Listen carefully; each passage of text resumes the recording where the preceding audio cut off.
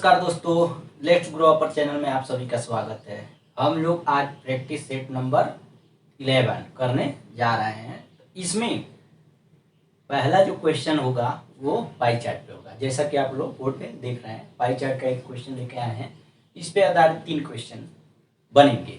ठीक, कहने का मतलब ये है कि यूपी लेखपाल का जो मेंस होने जा रहा है उसमें DI से 3 ही क्वेश्चन बनेगा।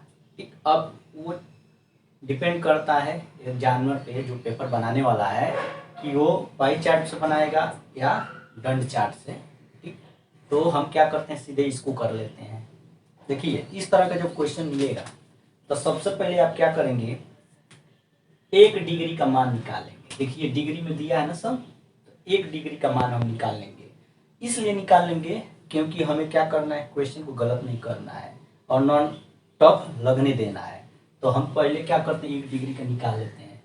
1 डिग्री का क्या होगा, 1/, अब पूरे का केंद्र पे बना कोण कितना होता है, 360 डिग्री होता है। ये पूरे का 360 कर दीजिए, गुणे कुल कितना दिया जनसंख्या, देखिए लिख लीजिए। ठीक, अब इसको सॉल्व कर लीजिए, इससे ही काट दीजिए और ये। कहने का मतलब 1 डिग्री का कितना आया है, 1000 आया है। ठीक, अब क्या करेंगे, सारे का जो भी डिग्री दिया है, जो भी व्यापार में इतना डिग्री, इतना, इन सब का मान निकाल लेंगे। और जब पूरा निकाल लेंगे ना, तब देखिएगा क्वेश्चन जैसे पूछेगा आप इसके अनुसार लगाते जाएंगे, गलती कभी नहीं होगा। क्योंकि आपको क्या करना, कैलकुलेशन करना होता है। ऐसे क्या होगा कि आप क्या करेंगे, एक एक करके निकालेंगे, गलत होता जाएगा। पहले चलिए आप देख लीजिए क्या, जैसे 72 डिग्री है। ठीक है, 72 डिग्री, 1 डिग्री का कितना है, 1000 है। तो हम क्या करते हैं, 1000 से तो कितना हो जाएगा, ये 72,000 हो जाएगा। वैसे ही इसका कर लीजिए, 36 डिग्री है तो 36 गुणे 1000 कितना हो जाएगा, 36,000। मैं तो इसी तरह से लगाता हूँ, गलत एक भी नहीं होता है। देखिए इसको क्या करेंगे, गुणे 1000 कर दीजिए तो कितना हो जाएगा। ठीक, इसको भी वैसे लगा लीजिए, कितना हो जाएगा। ठीक, इसको भी वैसे कर लीजिए, कितना हो जाएगा, 120 गुणे 1000 तो 120, 1 2 3, ये हो गया। ठीक, अब हमको क्या हुआ, सारा मान निकल गया। कुल खर्च कितना हुआ होगा तो ये सब हम निकाले। अब चलते हैं पहला क्वेश्चन, देखते हैं क्या करता है। पहला क्वेश्चन कह रहा है, कृषि की अपेक्षा नौकरी में कितने अधिक व्यक्ति लगे। ठीक, तो कृषि की अपेक्षा, कृषि में कितना है, ये है कृषि, और नौकरी में, नौकरी कहाँ है, ये है।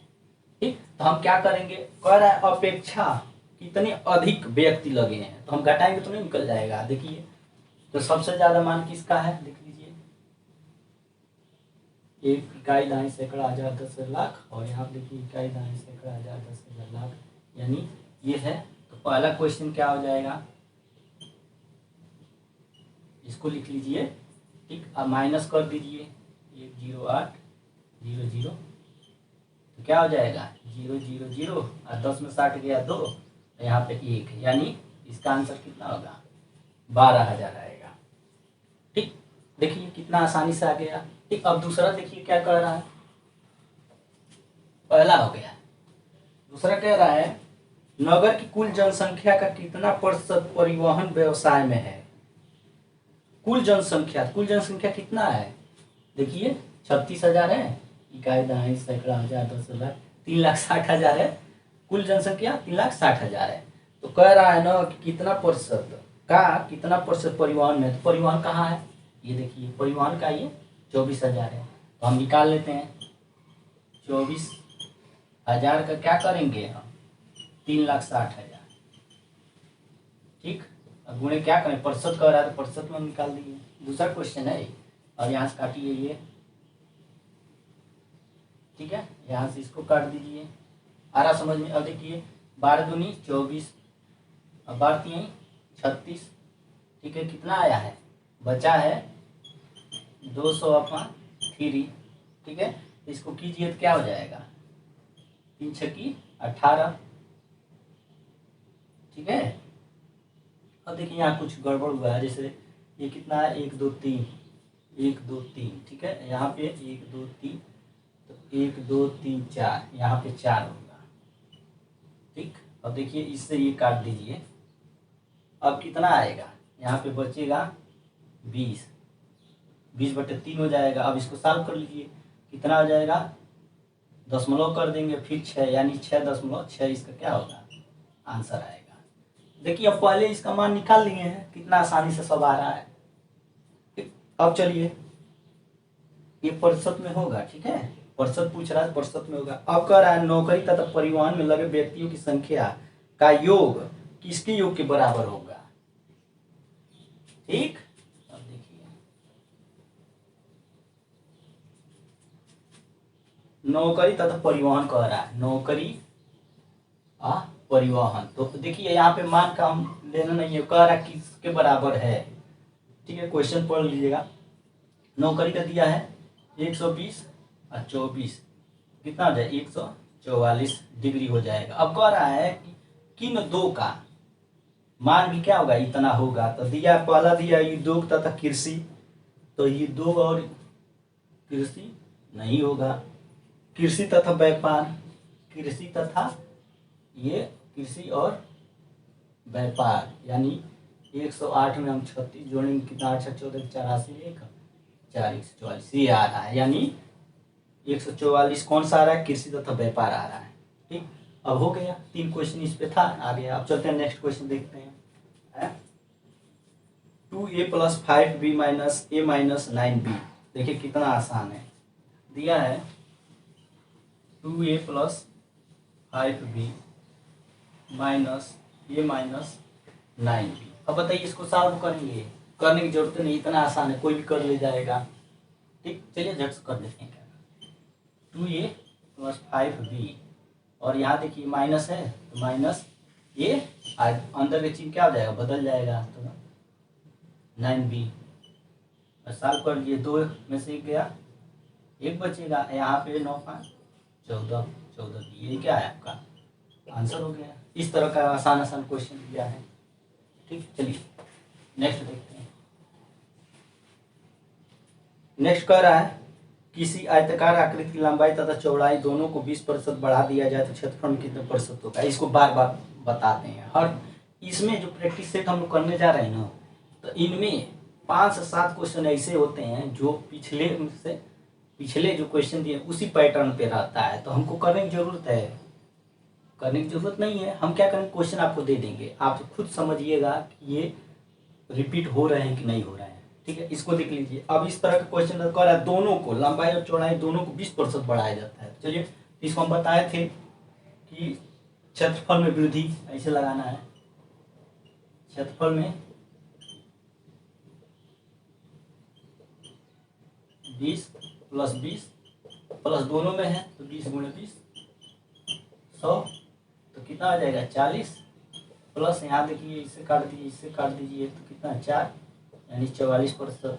ये क्या हो गया, आपका आंसर हो गया। इसी तरह से लगाना है इन सबको, ठीक। अब देखिए नेक्स्ट क्वेश्चन दिया है किसी समबाहु त्रिभुज की ऊंचाई क्या होगी जिसकी प्रत्येक भुजा 4 सेंटीमीटर है। तो समबाहु त्रिभुज की ऊंचाई पूछ रहा है, समबाहु त्रिभुज की ऊंचाई क्या होती है, बताइए, क्या बताए थे, ऊंचाई समबाहु त्रिभुज की ऊंचाई होती है √3/2 इंटू भुजा, इसी में रख देना आ जाएगा। ये भी हम पिछले प्रैक्टिस सेट में करा दिए हैं, तो इसको सॉल्व करेंगे तो क्या हो जाएगा, भुजा कितना दिया है 4 सेंटीमीटर दिया है, भुजा क्या दिया है 4 सेंटीमीटर। इसको सॉल्व नहीं कर लेंगे, वही रिपीट हो रहे हैं बार बार, तो एक जगह पे हम क्या कर लेंगे, भुजा की जगह पे 4 कर लेंगे, 2 दूनी 4, 2√3 क्या हो जाएगा सेंटीमीटर हो जाएगा, ठीक। कहने का मतलब जो रिपीट हो रहे हैं उसको छोड़ के हम क्या करेंगे, नए क्वेश्चन देखेंगे तो अच्छा रहेगा, आप भी सीखेंगे हम भी सीखेंगे, ठीक है। चलिए नेक्स्ट चलते हैं। अब बताइए इस तरह का क्वेश्चन बार बार रिपीट हो रहा है तो कराने से क्या फायदा है। चलिए नेक्स्ट देखते हैं। नेक्स्ट कह रहा है एक रेडियो का अंकित मूल्य में 8% कटौती करने पर इसका मूल्य 4600 है, इसका अंकित मूल्य ज्ञात कीजिए। ठीक, अब ये क्वेश्चन करा चुके हैं, वही सेम का सेम वही दे दिया। इसके लिए क्या करना है, कह रहा है अंकित मूल्य पूछ रहा है, तो अंकित मूल्य बराबर क्या होता है, यक्स। तो कह रहा है अंकित मूल्य में 8% की कटौती करने पे, देखिए अंकित मूल्य है तो 8% कटौती करेंगे कितना है, 92/100। कटौती करने पर इसका मूल्य कितना हो जाता है, 4600। इसको सॉल्व कर लीजिए, यक्स इक्वल टू 4600 गुना उधर ये जाएगा उधर जाएगा तो क्या हो जाएगा, 100/92। तो 46 से करने 46, 46 दूनी 92, 2 पचे 10, कितना हो जाएगा, यही रुपया हो जाएगा। ये क्या है, अंकित मूल्य कितना है इसका, 5000 है। अब चलते हैं नेक्स्ट क्वेश्चन। नेक्स्ट क्वेश्चन कह रहा है एक दुकानदार किसी वस्तु के अंकित मूल्य पर 28% की छूट प्रदान करता है और इस प्रकार लागत मूल्य पर बिक्री करता है, लागत मूल्य से अंकित मूल्य कितना प्रतिशत अधिक होगा। देखिए इसमें भी वही हाल है, 28% की छूट प्रदान करता है। ठीक, तो हम क्या करेंगे इसका बताइए, 28%, इसको कुछ नहीं करना, 28 बटे क्या कर देंगे, 100 में से क्या करेंगे 28 घटा देंगे, उसके बाद 100 कर देंगे।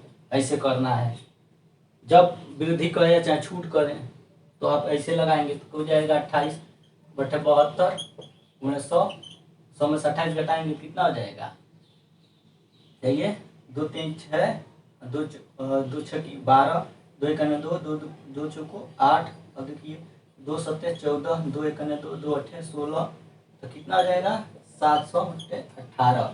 तो इसको सॉल्व कर लीजिए, 18 6 18 6 18 3 18 चौको 72, 18 3 54, ठीक है 18 3 की आ जाए 54। उसके बाद इसका आंसर कितना आएगा, 38.88% आएगा। ऐसे आपको सॉल्व करना है, ये क्या हो गया आपका आंसर हो गया, आप सॉल्व कर लीजिएगा। नेक्स्ट चलते हैं, क्वेश्चन देखते हैं। नेक्स्ट क्वेश्चन कह रहा है कि किसी टेलीविजन की कीमत 25% बढ़ाई जाती है तो नए मूल्य को कितना प्रतिशत कम करना पड़ेगा ताकि उसकी कीमत पर आ जाए। ठीक, कीमत पर आ जाए, तो इसके लिए 25% बढ़ा रहा है तो कुछ नहीं करना है, 25/125 कर दीजिए, 100, 25 बचे 5 दूनी 10, कितना हो जाएगा 20% हो जाएगा। यही क्या है इसका आंसर हो जाएगा। ठीक, अब चलते हैं नेक्स्ट देखते हैं, आ रहा है कि नहीं समझ में। चलिए नेक्स्ट कह रहा है गोपिता 4 सेंटीमीटर रेखा 4.1 सेंटीमीटर नापती है तो माप में गलती का प्रतिशत कितना होगा। ठीक है, देखिए इसमें एक सही माप है,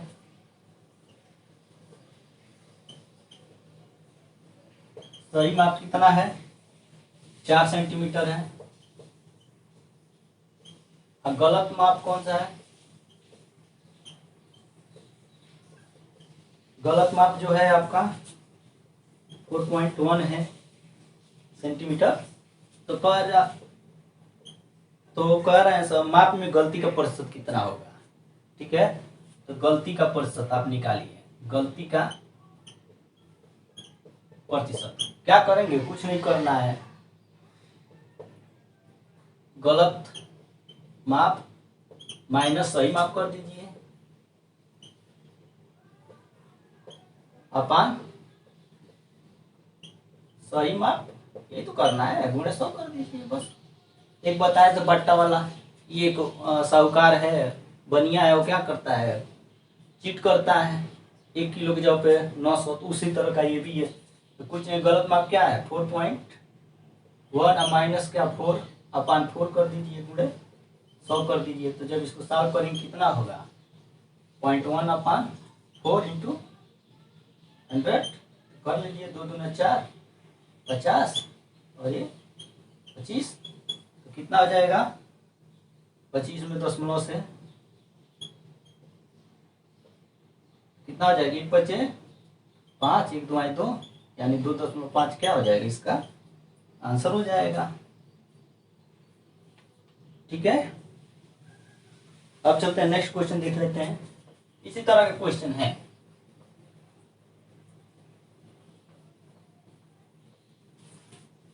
ठीक, अब कह रहा है नेक्स्ट क्वेश्चन, किसी दो अंक की संख्या तथा उसके अंकों को उलट कर लिखने पर बनी संख्या का योगफल सदैव विभाजित होता है। ऑप्शन दिया है 2, 3, 11, 7। तो इसको हम बताए नहीं है, कई बार बताए, फिर रिपीट हुआ है। बताए थे जब अंक उलटने पर बन जाती है कोई संख्या, उलटने पर योगफल दिया रहता है, संख्याओं के उलटने पे योगफल दिया रहता है। तो बताए थे योगफल दिया रहता है, तो जो दिया रहता, मान लीजिए कोई भी संख्या है तो हम क्या करते हैं, उसका 11 से भाग दे देते हैं, आ जाता है। अगर वहीं पे अंकों के उलटने से अंतर आ रहा है तो हम क्या बताए थे, 9 से क्या करेंगे, हम भाग देंगे, बस यही करना है। तो आंसर क्या हो जाएगा, 11 हो जाएगा। ये भी क्वेश्चन हो गया। चलिए नेक्स्ट चलते हैं।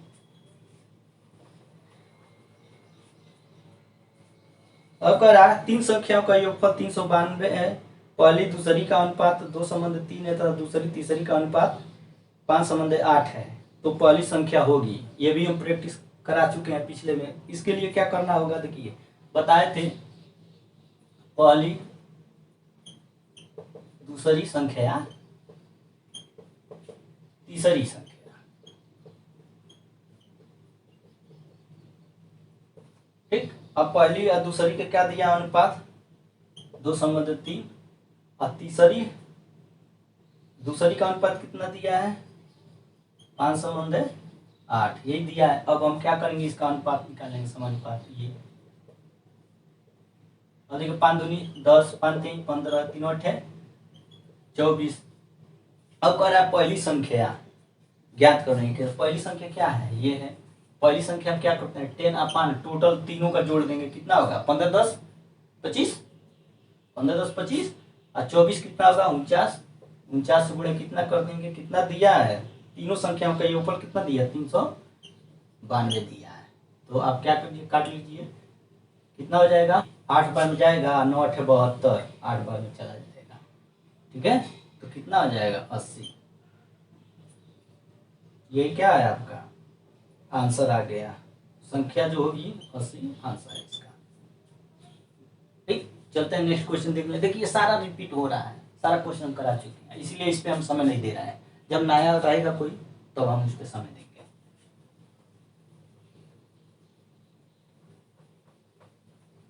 चलिए अब नेक्स्ट कह रहा है, एक समांतर चतुर्भुज ABCD में विकर्ण AC = BD हो तो कोण ABC का मान बताइए। कोई समांतर चतुर्भुज है ABCD दिया है, अब इसमें कह रहा है AC और BD विकर्ण है, AC और BD विकर्ण है, और दोनों क्या है, बराबर है। तो जब बताइए, जब विकर्ण बराबर होंगे तो इसके कोण भी क्या होंगे, बराबर ही होंगे। अब प्रत्येक कोण कितना होगा, 90 90 होगा, ठीक। कुछ नहीं करना है, इसका आंसर क्या आ जाएगा, 90 आ जाएगा, ठीक है। आ रहा समझ में, आंसर क्या होगा इसका,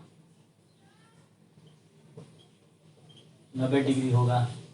अरे इसमें पूछ ही तरह ना, ABC, A B और C ये पूछ रहा था, ABC ये तो 90 का नहीं हो जा रहा है, भी पूछ रहा है, ठीक है। अब चलते हैं नेक्स्ट क्वेश्चन देख लेते हैं। कह रहा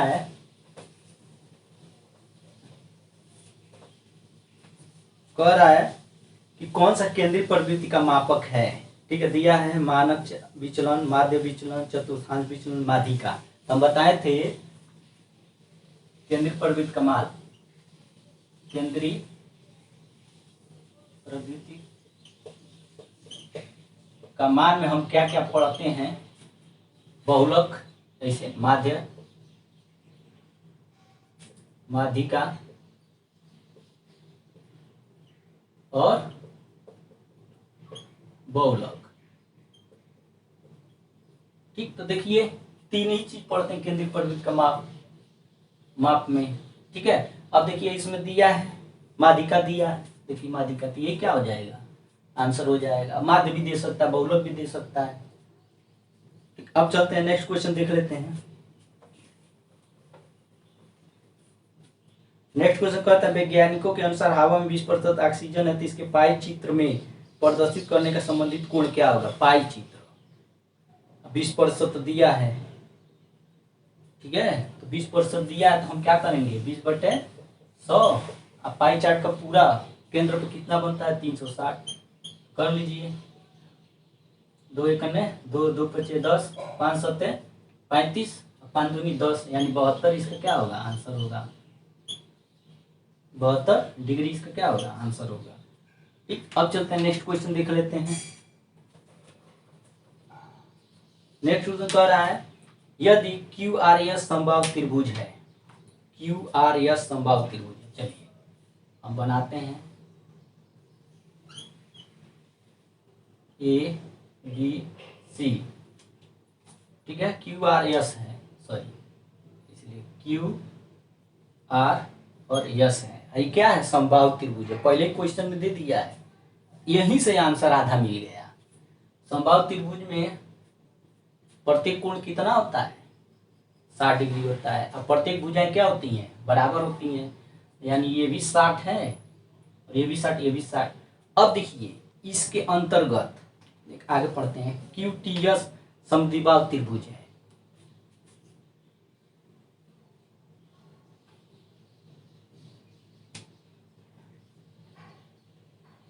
टी,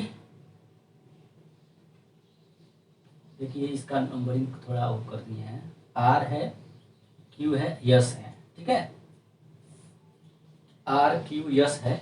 तो अब इसमें देखिए कह रहा है T Q T yes, Q Q yes जो है वो समद्विबाहु त्रिभुज है। समद्विबाहु त्रिभुज का मतलब होता है कि दो भुजाएं क्या होगी बराबर होगी, हमेशा याद रखिएगा समबाहु त्रिभुज के अंतर्गत मतलब अंदर बनने वाला जो त्रिभुज होता है वो हमेशा समद्विबाहु त्रिभुज होता है। ठीक, अब आगे कह रहा है कोण यक्स, कोण यक्स ये देखिए कितना है 47 डिग्री है, यक्स का मान कितना है 47 डिग्री।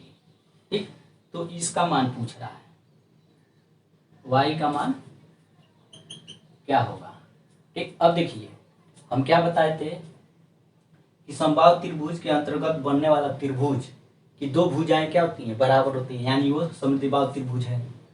तो जब समद्विबाहु त्रिभुज है तो इनके बीच में बना कोण ये और ये भी दोनों क्या होगा बराबर होगा, कहने का मतलब ये भी कितना होगा 47 डिग्री होगा, जब ये 47 है तो ये भी 47 होगा। आ रहा समझ में।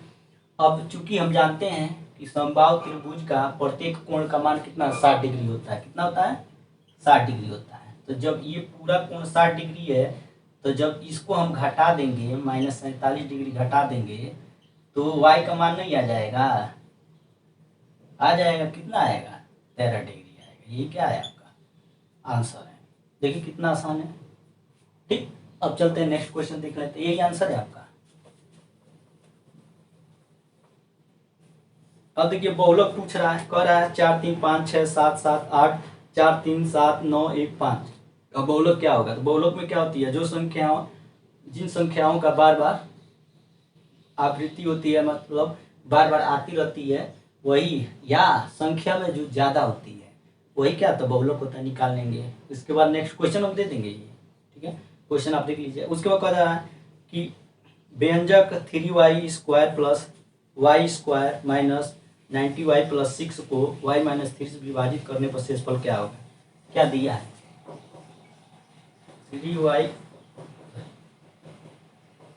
3y² minus plus y² 19y plus 6 अथवा इसका ना y माइनस 3 से क्या कीजिए विभाजित कीजिए।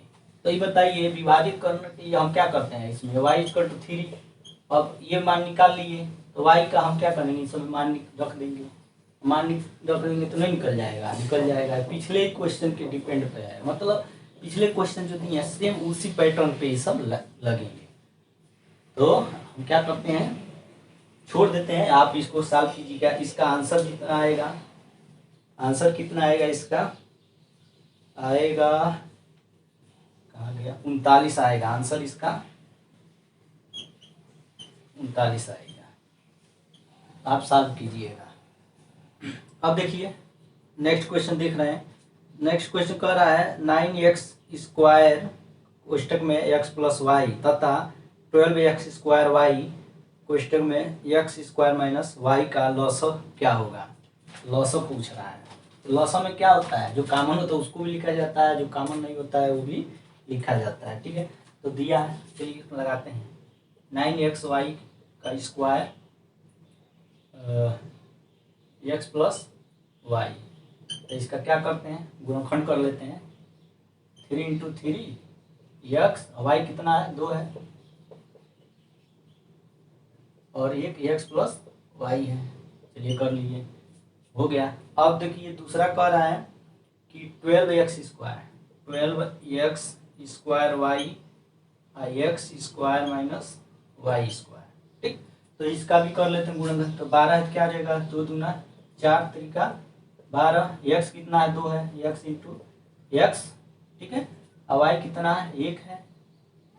अब देखिए ये दिया है a square minus b square, जानते हैं ना, x square minus y square दिया है, तो इसको हम क्या करते हैं फार्मूले पर रखते हैं, यानी एक कोष्टक में एक्स प्लस वाई हो जाएगा और दूसरे में एक्स माइनस वाई हो जाएगा। अब लॉसव पूछा है, तो सबसे पहले जो दोनों में कॉमन है उसको लिखते हैं। ठीक है, कॉमन कौन सा है, एक ये आ गया, एक ये आ गया, एक ये आ गया, ठीक, और एक ये आ गया, तो कॉमन वाला लिख लीजिए 3 × x into y into x plus y. अब जो कॉमन नहीं है उसको लिखिए 3, ऊपर वाला लिख लीजिए 3 और वाई। ठीक, और नीचे 2 × 2 × 2, उसके बाद क्या है एक्स एक बचा है, एक्स और एक्स माइनस वाई बचा है। ठीक है, तो अब इसको सॉल्व कर लीजिए, क्या हो जाएगा 3 × 9, 9 दूनी 18, 18 दूनी 36, 36 हो गया। अब एक्स देखिए कितना है, एक एक्स और ये एक्स स्क्वायर। ठीक है, वाई देखिए कितना है 1 2, 2 वाई स्क्वायर हो गया। ठीक, अब देखिए क्या बच गया है, ये और ये बच गया है, यानी एक्स प्लस वाई और एक्स माइनस वाई, यही बचा है ना। तो इन दोनों को हम क्या लिख सकते हैं 30x² वाई स्क्वायर, और इसको क्या लिख सकते हैं एक्स वाई स्क्वायर। ठीक है, तो ये क्या हो गया आपका आंसर आ गया। ठीक, अब देखते हैं नेक्स्ट क्वेश्चन क्या कर रहा है। नेक्स्ट क्वेश्चन कह रहा है कि p के मान के लिए a माइनस बी व्यंजक है, तो A square minus 5a plus P का गुणनखंड होगा। तो इसमें भी क्या करेंगे, a माइनस 2 दिया है तो उसका हम क्या करेंगे, a का वैल्यू निकालेंगे, a इक्वल टू 2 हो जाएगा। अब क्या करेंगे, उसका मान उसमें समीकरण जो दिया है a square minus 5a plus P, उसमें रख देंगे, आंसर आ जाएगा। आंसर कितना आ जाएगा 6 आ जाएगा, आंसर 6 आ जाएगा। आ रहा समझ में, चलते हैं नेक्स्ट क्वेश्चन देख लेते हैं।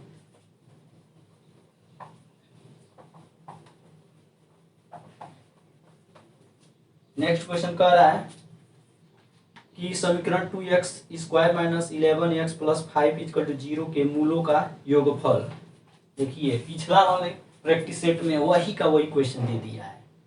क्या दिया है 2x² minus 11x plus 5 equal to 0, तो मूलों का योगफल कह रहा है। तो मूलों का योगफल क्या होता है, माइनस एक्स का गुणांक अपान एक्स स्क्वायर का गुणांक। तो माइनस है, एक्स के जगह पे कितना है -11 है, तो -11 अपान एक्स स्क्वायर क्या है 2 है, तो यहाँ पे देखिए क्या हो जाएगा, माइनस माइनस है तो प्लस हो जाएगा 11/2, ये क्या हो गया आंसर है। इसी तरह का क्वेश्चन बार बार रिपीट कर रहा है। ठीक, नेक्स्ट क्वेश्चन देख लेते हैं। नेक्स्ट क्वेश्चन कह रहा है यदि x² plus 1 upon x square equal to 23 हो तो x4 प्लस 1 अपान x4 का मान क्या होगा, दिया है x² plus 1 upon x square equal to 30, तो x4 प्लस 1 अपान x4 का वैल्यू कितना होगा, यही दिया है। तो हम क्या करेंगे, इन दोनों का स्क्वायर कर देंगे। जब स्क्वायर कर देंगे तो क्या आ जाएगा बताइए, इसके जगह पे हम क्या लिखेंगे x4 प्लस 1/x4 प्लस ए प्लस बी का होल स्क्वायर क्या होता है उसी पे रख रहे हैं, तो 4 हो गया। उसके बाद क्या हो जाएगा 2 into x square into 1/x² आई इक्वल टू 23 का कितना होता है वर्गमूल, देखिए 3 दूनी 6, 6 कर दिए, सॉरी इसका इसी में होगा 3 3 9, उसके बाद 3 दूनी 6, 6 दूनी 12, 12 का 2 80 1 और 2 दूनी 4 1 5, अरे समझ में 529 है, तो 529 है। तो अब देखिए इससे ये कट गया, क्या बच रहा है x4 plus 1/x4 plus 2 equal to 529। अब x4 plus 1/x4 equal to 29 minus 2, ये क्या होगा प्लस इधर जाएगा तो माइनस हो जाएगा, कितना हो जाएगा 527, ये क्या हो जाएगा आपका आंसर हो जाएगा। जो इसको किए रहेगा वो आराम से निकाल लेगा, कुछ नहीं करेगा, यहाँ पे देखेगा तो इसकी स्क्वायर कर देगा और 2 क्या करेगा माइनस कर देगा डायरेक्ट, क्योंकि ए प्लस बी का होल स्क्वायर का फार्मूला लगा है। चलते हैं नेक्स्ट क्वेश्चन देख लेते हैं।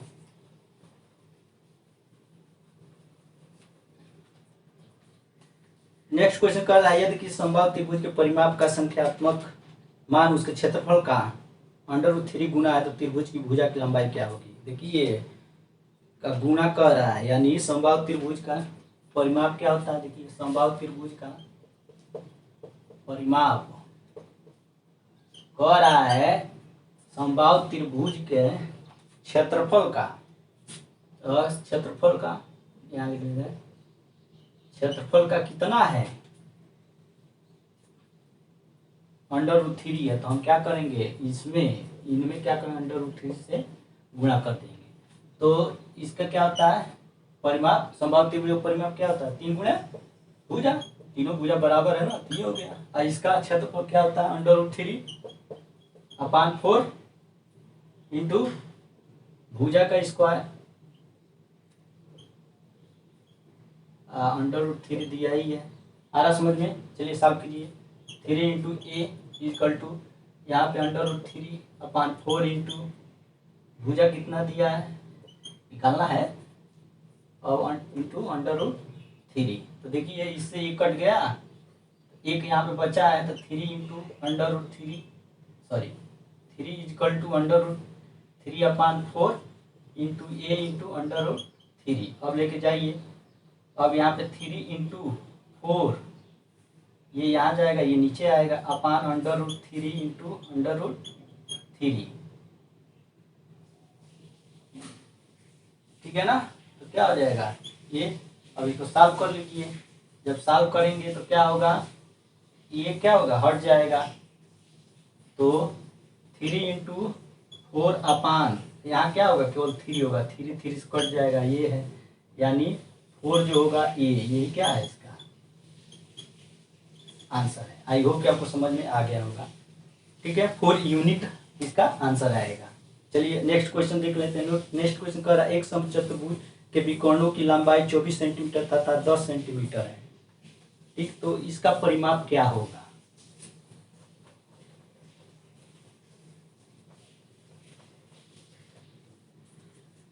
क्या कह रहा है परिमाप क्या होगा, समचतुर्भुज दिया है, चलिए बनाइए समचतुर्भुज।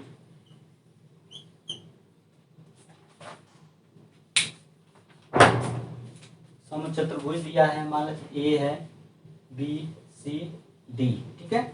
अब उसका कह रहा है विकर्णों की लंबाई, विकर्ण देखिए एक विकर्ण ये है और एक विकर्ण ये है, विकर्णों की लंबाई 24 सेंटीमीटर 10 सेंटीमीटर, मतलब मान लेते हैं ए सी कितना है 24 सेंटीमीटर है और डी बी कितना है बी डी 10 सेंटीमीटर है।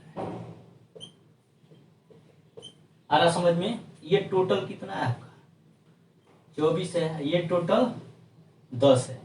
तो ये बताइए जब ये दोनों विकर्ण आपस में काटेंगे तो जहाँ काटेंगे वहाँ कितने अंश का कोण बनेगा 90 अंश का, यानी ये जो त्रिभुज बनेगा ये क्या होगा समकोण त्रिभुज होगा।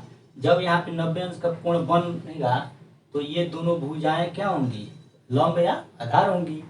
तो हम क्या करेंगे पाइथागोरस का प्रमेय लगाएंगे। अब देखिए ये मान लेते हैं ओ है अब ये इतना, ये पूरा 10 था ना, तो इसका आधा क्या हो जाएगा, 5 हो जाएगा। ये पूरा 24 था, तो इसका कितना हो जाएगा, 12 हो जाएगा। आ रहा समझ में?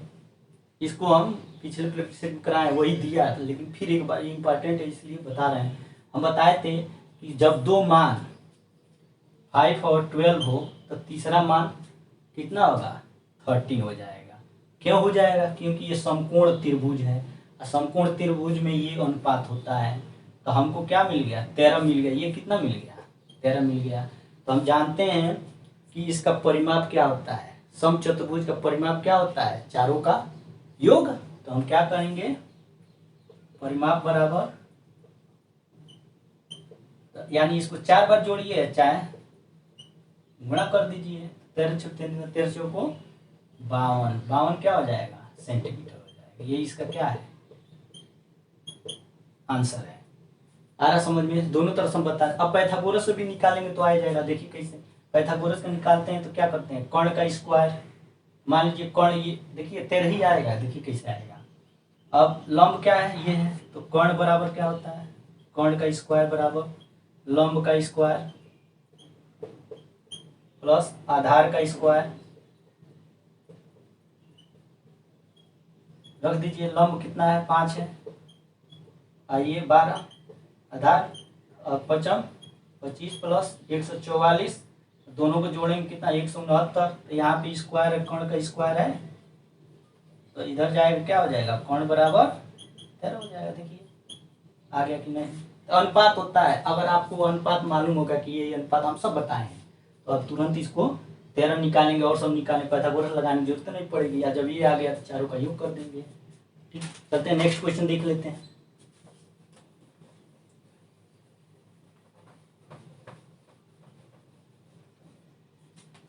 नेक्स्ट क्वेश्चन कह रहा है कि कोल्हू में एक बैल 3 मीटर लंबी रस्सी से बंधा है।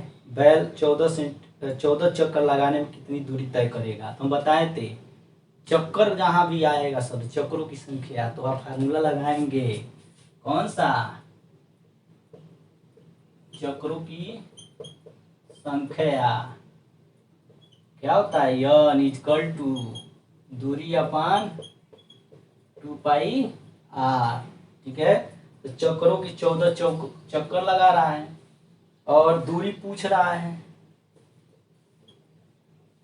और रस्सी 3 मीटर लंबी रस्सी कह रहा है। यानी मान लेते हैं ये है, यहाँ पे है, ये रस्सी है, यहाँ से चक्कर लगा रहा है 4 बार। तो त्रिज्या नहीं हो जाएगी इसकी 3 सेंटीमीटर, तो 3 हो गया, यहाँ 3 कर लीजिए, सॉरी 22/7 कर लीजिए पाई का मान, और यहाँ पे क्या हो जाएगा, 3 हो जाएगा। ठीक, अब चलिए क्या हो जाएगा, देखिए इसके साथ कर लेते हैं, दूरी बराबर क्या होगा, बताइए, 14 गुणे ये ऊपर जाएगा, तो ये 22 गुणे 3/7, यही है ना,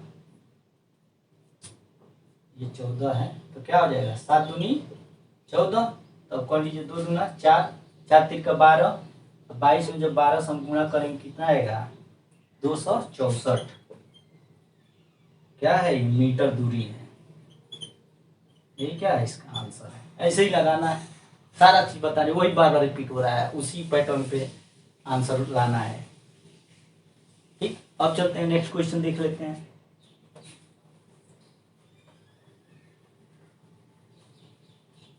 नेक्स्ट क्वेश्चन कल देखते हैं।